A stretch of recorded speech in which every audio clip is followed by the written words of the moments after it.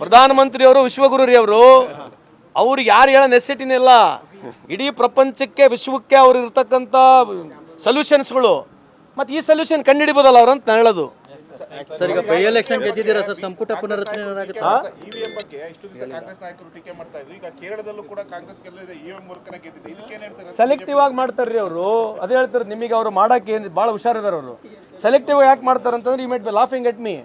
I will give the statistics. ನನಗೆ ಇನ್ನೊಂದು ಸ್ವಲ್ಪ ಒಂದು ದಿವಸ ಕೊಡಿ, ನಾಳೆ ನಾಡಿದ್ದು ನಿಮ್ಮ ಹತ್ರ ತೋರಿಸ್ತೀನಿ.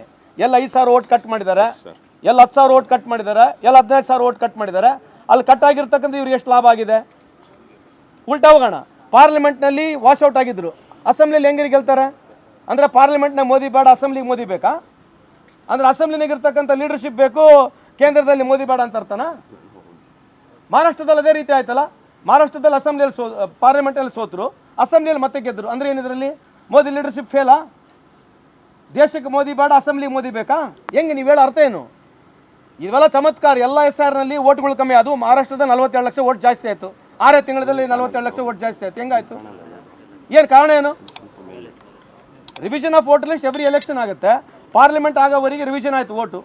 ಪಾರ್ಲಿಮೆಂಟಿಗೆ ಅಸೆಂಬ್ಲಿಗೆ 6 ತಿಂಗಳ ಕಾಲದಲ್ಲಿ 42 ಲಕ್ಷ ಓಟ್ ಹೆಂಗೆ ಜಾಸ್ತಿ ಆಯಿತು? ಯಾರು ಕೇಳೋಂಗಿಲ್ಲ, ಇದ್ರ ಬಗ್ಗೆ ಯಾರು ಉತ್ತರ ಕೊಡೋಂಗಿಲ್ಲ. ಅದೇ ಹರಿಯಾಣದಲ್ಲಿ 25 ಲಕ್ಷ ಓಟ್ ಜಾಸ್ತಿ ಆಯಿತು 6 ತಿಂಗಳಲ್ಲಿ, 25% ಆಫ್ ಓಟ್ ಶೇರ್ ಜಾಸ್ತಿ ಆಯಿತು. ಕೇಳೋರು ಯಾರು? ಮಾಮುಕ ಗೌಡ, ಮಾಮೂರ್ಕ ಮೈದಾನ, ಸಾವರ್ಕರ್ ರೇಪೇಟ ಫಕ್ರುದ್ದೀನ್ ಅಂತಾರೆ. ಹೊಡಿತಿದ್ದಾರೆ, ಪಿಕ್ಚರ್ ಓಡಿಸ್ಲಿ. ಯಾರಪ್ಪ ಎಲ್ಲ ಮಂದಿ ಜಾತ್ರೆ ಹೊಡಿಲಿ.